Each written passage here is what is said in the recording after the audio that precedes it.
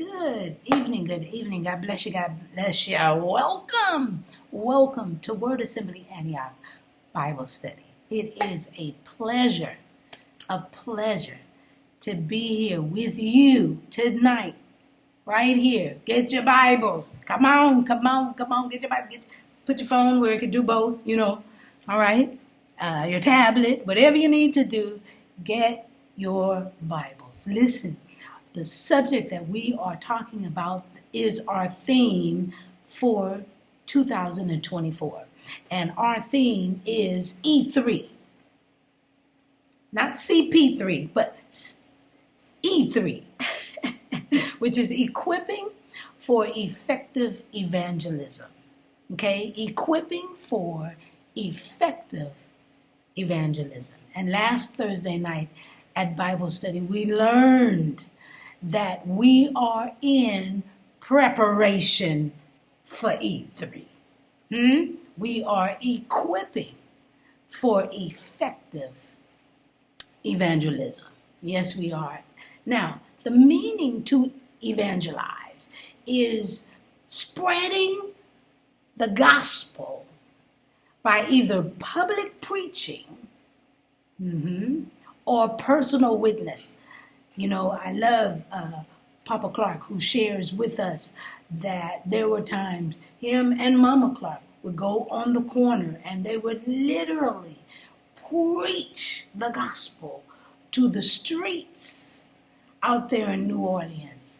And that's evangelizing. That is to evangelize. That's how you do that. You're either preaching publicly or it's a personal witness. In other words, we are to talk about Jesus and all that he has done for us, all that he has done for me, all that he has done for you. It's just that simple. And we want to make it as simple as possible so that you don't have fear when you're evangelizing to others. Also, in this preparation, we will be going over some basics so that we are prepared to share with anyone who wants to know why we are followers of Jesus Christ. So we got to have some basic understanding and concepts of some of the words that are used. Now, you don't have to use them in your testimony. It's only to prepare you, okay, if it's used in theirs. Just so you'll have an idea of the meaning of those words. Does that make sense? All of us, all of this is without having any fear when we share how good God is to us, when we share how good Jesus is to me, how good Jesus is to you, and how good Jesus is to us, right? Because it's personal. It's personal. It's personal. All right. Now, we started at last week's Bible study with the first definition of salvation. The first definition of salvation, which means deliverance from harm, ruin, or loss. Salvation means deliverance from harm, ruin, or loss. That's the definition of salvation. But the theological definition of salvation is the deliverance from sin and its consequences. I like that. Ooh, the deliverance from sin and its consequences. Also, it is believed by Christians to be brought about by faith in Jesus Christ. It is the belief of Christ's death, burial, and resurrection that delivers us from sin and eternal separation from God. If nothing else scares you, having eternal separation from God should wreck your day. It should mess you up. Being totally, eternally separated from God. Man, oh man.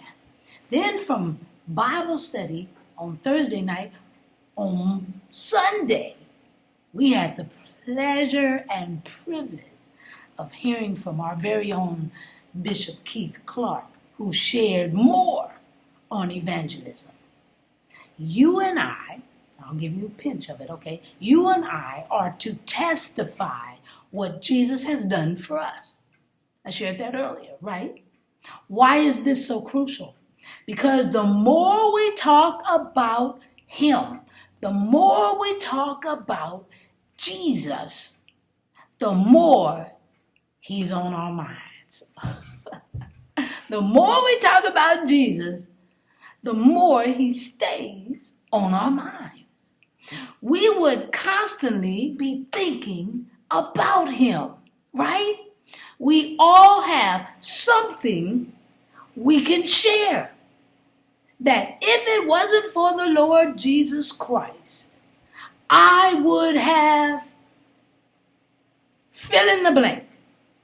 You fill in the blank. If it wasn't for the Lord Jesus Christ, I would have fill in the blank. For me, if it wasn't for the Lord Jesus Christ, I would have lost my mind. I would have lost my mind. Ooh. If it wasn't for the Lord, I would have lost my mind. That's my thing. That's my thing. Okay? You have to fill in the blank. If it wasn't for the Lord Jesus Christ, fill in the blank. Right? Now, that is one thing you can share. You can share that. What has Jesus done for you? What has he done for you? You can share that. You can share that. Just remember that still needing something to share, if you need something to share, Bishop gave us a really good one. He says, Jesus has made us right with God. Jesus has made us right. You can start right there. Jesus has made us right with God. We have peace with God. We have peace with God. Simple. You can share that right there, right? Now here's something else that we can share.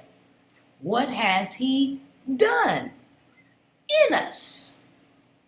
What has Jesus done in us? Well, he has made us a new creation. We have power. How do we have power? We have the Holy Spirit living on the inside of us.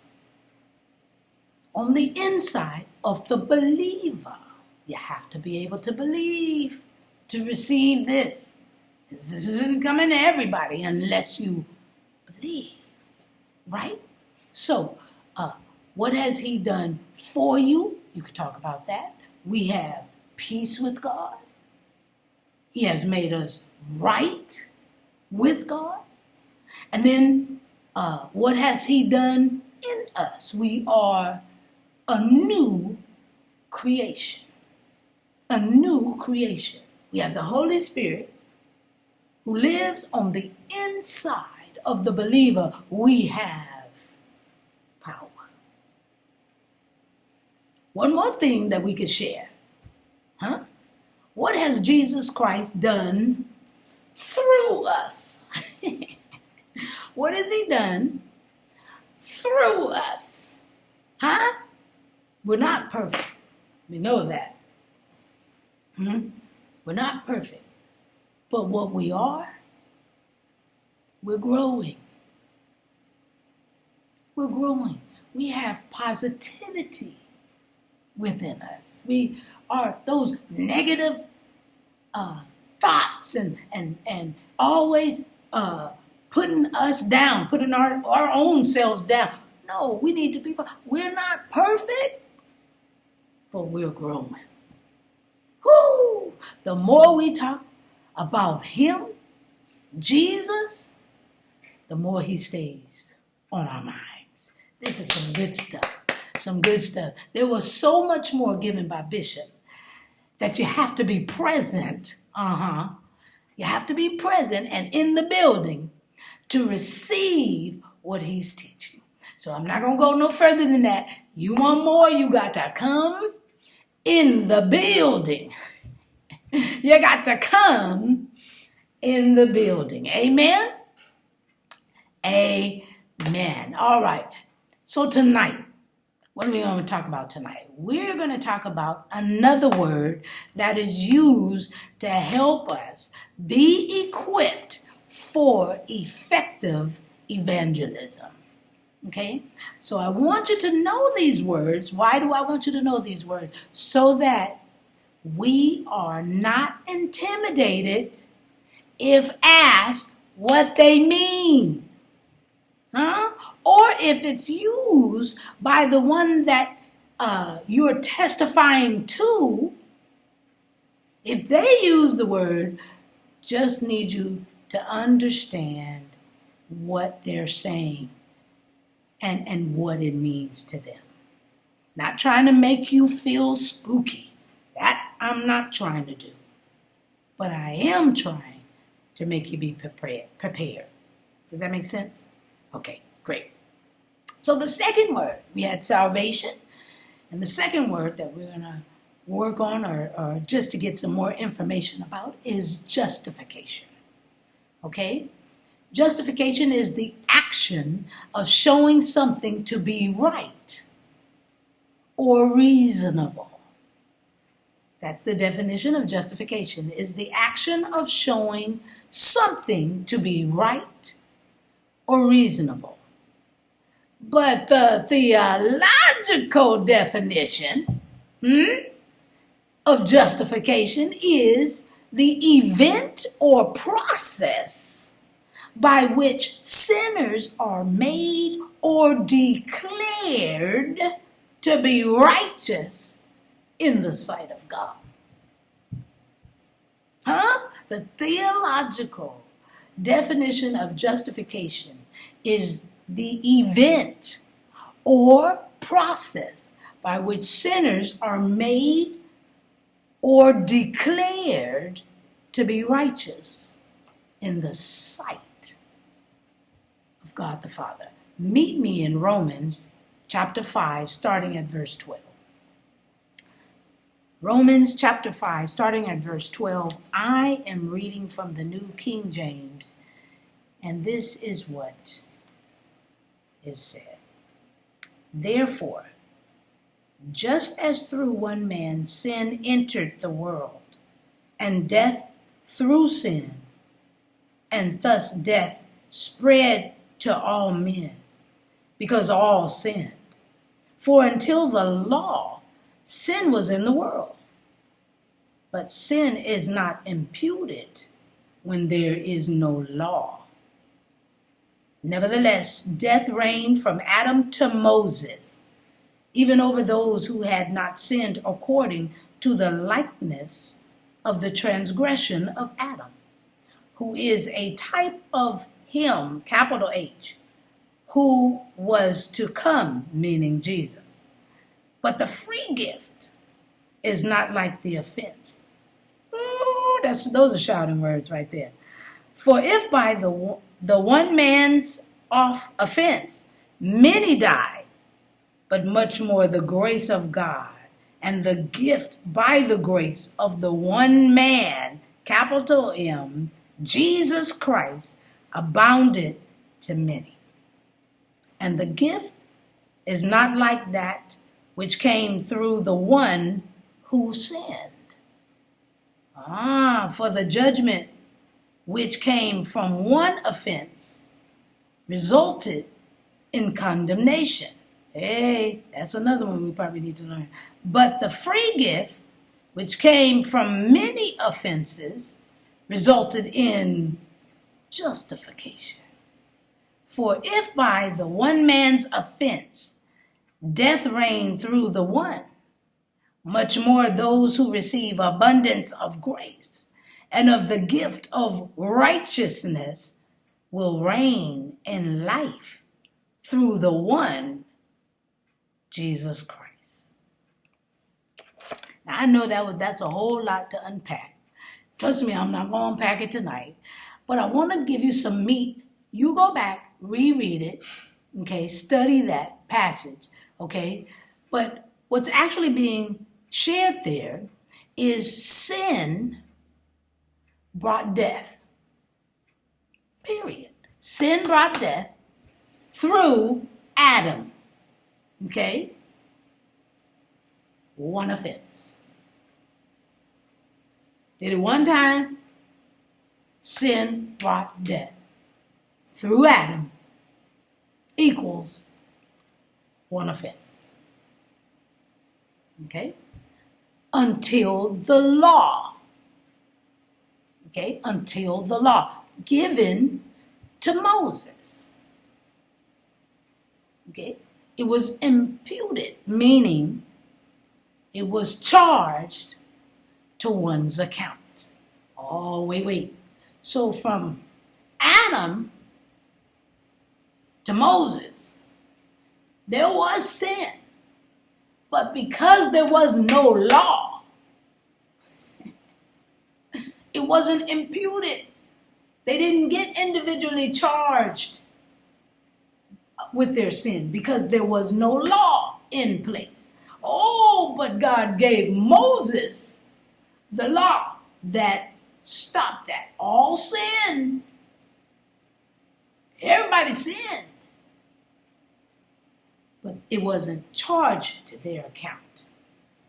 When Moses got the law, sin that kept on going, because it started at Adam and it kept on going, and it keeps on going. We can see it even more so today.